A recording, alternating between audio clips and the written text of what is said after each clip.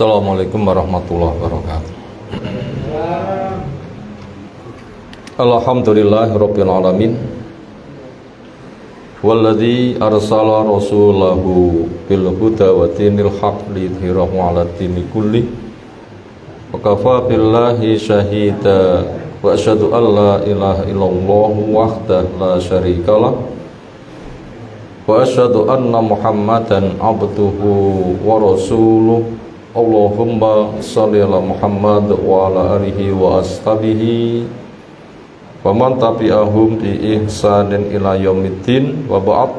Fa inna asdaqal hadisi kitabullah wa khairal hadyi hadi Muhammadin sallallahu alaihi wasallam, syarrul umuri muhdatsatuha wa inna kullu muhdatsatin bid'ah wa kullu bid'atin dhalalah wa kullu dhalalatin finnar.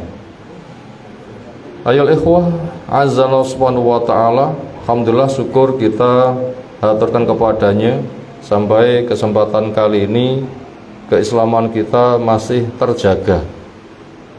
Buktinya kita masih ada di masjid.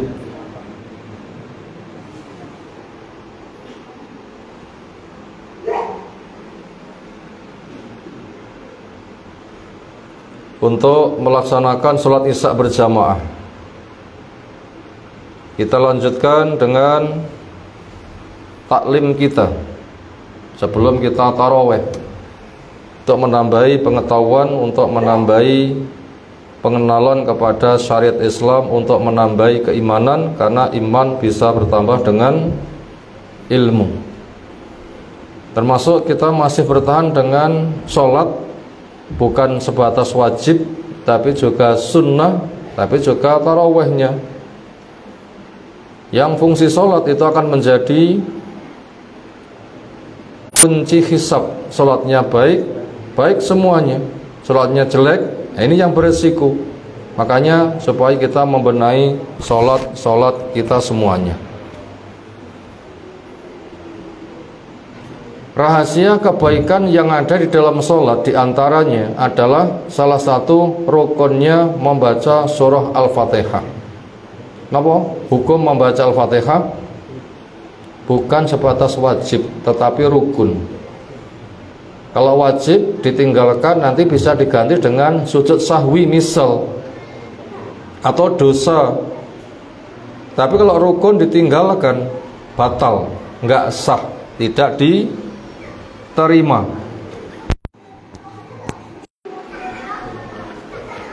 Itu begitu, tidak sah, batal, tidak diterima.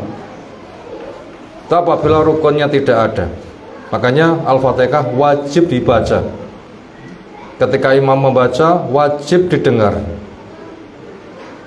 Di antara kandungan yang ada di Al-Fatihah ialah kita selalu minta pada Allah Ta'ala dengan ihdinas siratal mustaqim. Ya Allah, bimbinglah saya ke jalan yang lurus. Siratal ladzina an'amta alaihim, pada jalannya orang-orang yang Kau memberi nikmat kepada mereka.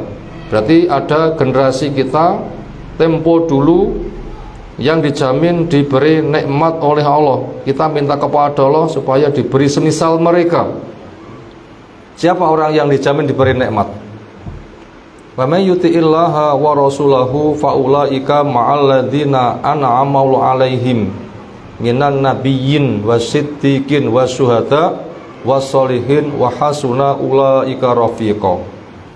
Siapa yang mentaati Allah, siapa yang mentaati Rasul, akan dibersamakan dengan orang-orang yang Allah memberi nikmat kepada mereka. Siapa orang yang dijamin diberi nikmat? Para nabi, para siddiqin. Abu Bakar yang paling besar, orang diberi nama As-Siddiq, orang yang langsung membenarkan yang hak. Para syuhada, orang yang mati syahid. Umar mati syahid, Utsman mati syahid, Ali mati syahid, Hamzah mati syahid, dan ribuan sahabat Nabi mati syahid. Kita minta semisal mereka. Dan orang-orang soleh, para sahabat dijamin soleh semuanya. Karena Allah menyatakan radhiyallahu anhum, itulah jalan yang kita minta. Semisal mereka, ya Allah saya minta jalan yang lurus, bukan jalannya maghdub Yahudi. punya ilmu tapi gak diamalkan. Bukan jalannya ad-dhalin orang Nasoro, seneng ngamal tapi gak punya ilmu. Makanya kita jalan tengah antara ilmu dan amal itu serasi. Itulah jalan keselamatan. Kenapa kita minta hidayah itu kok selalu berurang-urang, bolak-balik? Kita berucap ihdinas siratal mustaqim pun pimpinan punan. Terlalu banyak. Sehari semalam wajibnya saja kita membaca Al-Fatihah berapa kali? Ada 17, belum sunnahnya. 1 minggu berapa? 1 bulan berapa? Setahun berapa? Umur kita sudah berapa? Berarti sudah sekian kali kita minta pada Allah dengan ihdinas siratal mustaqim. Kenapa kita selalu minta seperti itu? Jawab, karena hidayah itu ada beberapa macam. Apakah kita sudah mendapatkan semuanya? Yang kedua, hidayah itu bisa naik dan turun.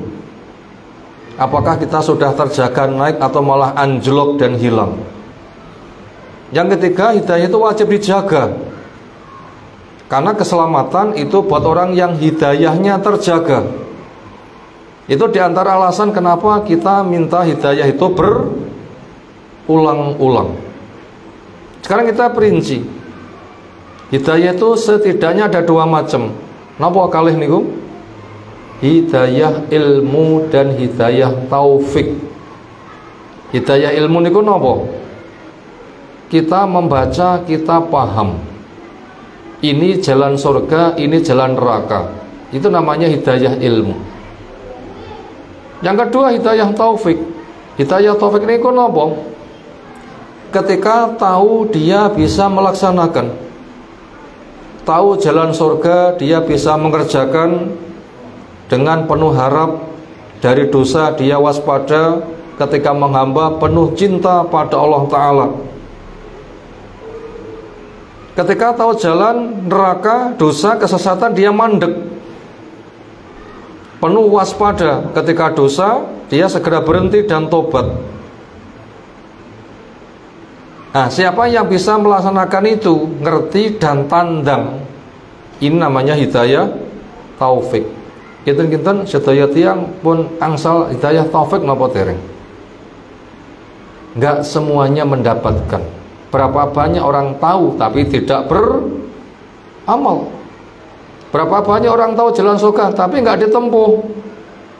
Berapa banyak orang yang tahu jalan neraka tapi malah ditandangi. Itu contohnya. Makanya kita selalu minta untuk meningkatkan. Yang kedua, kenapa kita selalu minta? Jawabnya, hidayah itu bisa naik, bisa turun. Hidayah taufik bisa naik, bisa turun. La imane munggah, semangat ibadah nggih meningkat. La imane mudhun, semangat ibadah nggih malah aras-arasen. Nanti aras-arasen mboten? Atau malah melanggar, nggak sebatas malas tapi malah melanggar. Di kala itu sedang menurun. Makanya kita minta supaya terjaga. Lalu yang ketiga, yang paling penting butuh kita kepada hidayah itu ketika nyawa dicabut. Kapan sih yang paling penting? Ketika nyawa dicabut. Kenapa? Innamal a'malu bi khawatimiha. Nilai amal itu pada ujung akhir. Sing semula api dijogo, ketika mati panggah api, tambah api, beruntung. Apabila pernah maksiat tapi ketika mati mau tobat, itu juga masih baik. Sing bahaya, budal maksiat nganti mati mboten berubah, tetap maksiat, niki sing celaka. Atau pernah taat tapi ditinggalkan, sehingga ketika mati pas maksiat, ini sing namanya fasik, meninggalkan ketaatan. Maka daripada itu, hidayah itu ada macamnya, bisa naik turun. Yang paling utama itu sebagai sangu ketika kita mati. Ini alasan diantaranya kenapa hidayah itu selalu kita minta. Termasuk kita minta hidayah adalah ketika ada fadilah besar kita tertarik. Ramadan yang kita jalani ingkang fadilah gede niku amalan nopo? Selain sholat, selain puasa, nopo? Hari-hari ingkang sak menika kita alami 10 hari terakhir wonten fadilah nopo? Lailatul Qadar. Gede mboten fadilah? Orang sedang beramal ibadah benar diterima berbarengan dengan turun fadilah itu. Apa nilainya? Lebih baik daripada beridah selama 1000 bulan. Sumbut mboten? Penggaweane gampang ning fadilahe gede. Napa niku istilahnya? Sumbut. Kita minta hidayah maknanya ketika kita paham, kita minta pada Allah, ya Allah bikin saya tertarik, bikin saya butuh. Aku pengen banget, wah sakmono gede nih. Kalau kita ada rasa tertarik, namanya hidayah taufik, sehingga dia nanti akan semangat beribadah. Spesial dengan iktikaf, tinggal di masjid memperbanyak ketaatan, sholat, baca Quran, zikir, istighfar, tidak keluar kecuali mendesak sampai subuh. Direwangi rotok ngoyo titik. Kenapa? Itu tandanya mendapatkan hidayah taufik. Tapi apabila kita dengar, kita paham tapi nggak tertarik, inilah rahasia kenapa supaya kita tuh minta, ya Allah saya dengar, saya paham, fadilahnya besar, kok nggak tertarik? Kalau orang itu tidak tertarik, badhe ngamal mboten? Nggih mboten mungkin. Lara butuh terus pundi badhe ngamal? Napa mungkin? Inilah kita ulang kembali kenapa kita selalu minta hidayah kepada Allah Subhanahu wa ta'ala, karena memang hidayah itu memang milik Allah. Kalau kita tidak diberi, kita tidak bisa membikin sendiri. Lek sego saged adang piyambak nggih. Tapi lek hidayah taufik saged damel piyambak tidak bisa. Makanya carilah ilmu, fahami dengan benar, minta pada Allah Ta'ala, ya Allah bikin saya suka, tertarik, nanti akan memunculkan niat dan bekerja keras. Semoga Allah memberikan kemampuan kepada kita, ilmu, amal, istiqomah. Semoga fadilah Ramadan yang besar kita bisa meraihnya, yang kelak kita akan berkumpul di surga Allah Subhanahu wa ta'ala. Allahumma amin. Demikian yang kita sampaikan, semoga bermanfaat. Subhanakallahumma bihamdika asyhadu an la ilaha illa anta astaghfiruka wa atubu ilaik. Assalamualaikum warahmatullahi wabarakatuh.